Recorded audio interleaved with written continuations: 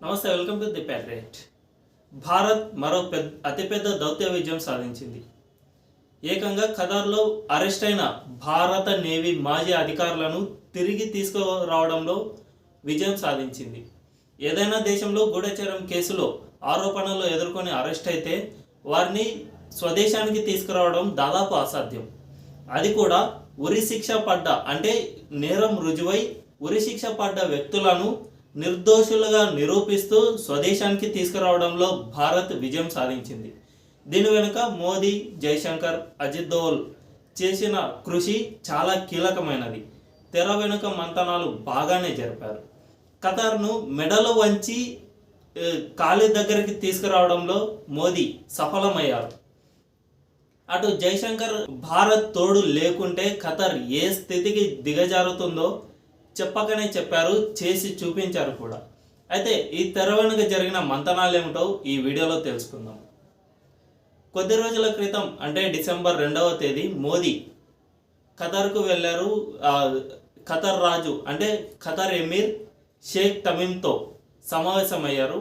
December 2వ తేదీ మోదీ సమావేశం అవగానే 3వ తేదీ ఖతార్ ఎమీర్ అంటే ఖతార్ ప్రభుత్వం భారత్కు దౌత్యపరమైన అంటే అరెస్ట్ అయిన వారికి న్యాయపరమైన దౌత్యపరమైన భారత్ నుంచి దౌత్య సహాయం అందేలా ఒప్పుకున్నారు. అంటే 2వ తేదీ సమావేశం, 3వ తేదీ ఈ విధంగా ఒప్పుకోవడం.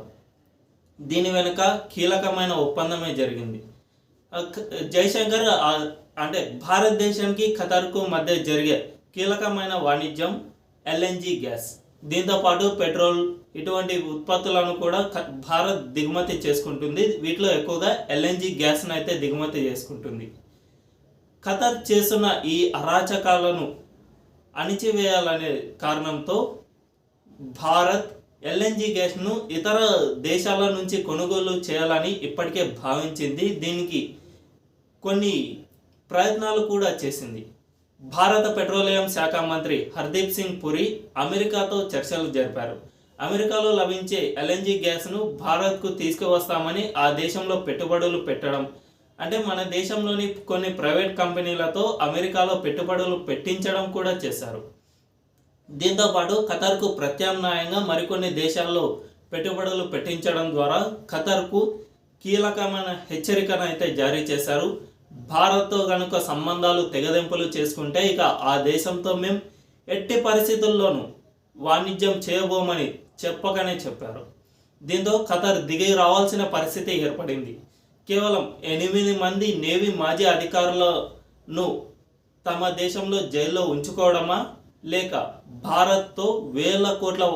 భారత్తో వాణిజ్యం చేసి వేల కోట్ల లాభాలు పొందడమా అనే క్వశ్చన్ మార్క్ని అయితే ఇచ్చారు. సో ఈ రెండిట్లో ఏది కీలకమని అనుకుంటే 8 మందిని వదిలిపెట్టి వేల కోట్ల లాభాలను ఆర్జించడమే ఆ దేశానికి కీలకమని మోదీ, జైశంకర్, అజిత్ దోవల్ చెప్పకనే చెప్పారు. దీంతో 8 మంది నేవీ మాజీ అధికారులు భారత్కు తిరిగి రావడానికి మార్గం సుగమమైంది.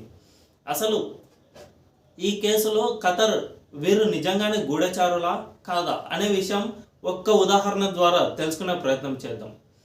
8 మంది మాజీ నేవీ అధికారులు అంటే భారత నేవీలో పనిచేసి రిటైర్డ్ అయిన వీళ్ళు ఖతార్లో ఒక కంపెనీలో అల్ దహ్రా అనే కంపెనీలో ఉద్యోగం చేయడానికి అయితే వెళ్ళారు. అక్కడ ఈ అల్ దహ్రా అనే కంపెనీ ఖతార్ నేవీకి కానీ ఖతార్ ఆర్మీకి కానీ ముడి ఉత్పత్తులు తయారు చేసి ఇవ్వడం అంటే సబ్మెరైన్ విడిభాగాల తయారీలో కీలకంగా వ్యవహరిస్తుంది. అంతేకాకుండా ఆ దేశ సైన్యానికి శిక్షణ ఇచ్చేదిగా ఈ కంపెనీ పనిచేస్తుంది. సో ఈ 8 మంది ఆ సంస్థలో పనిచేస్తూ సబ్మెరైన్కు చెందిన టెక్నాలజీని ఇజ్రాయెల్కి రహస్యంగా ఇస్తున్నారనే ఆరోపణలతో వీరిని అరెస్ట్ చేసింది.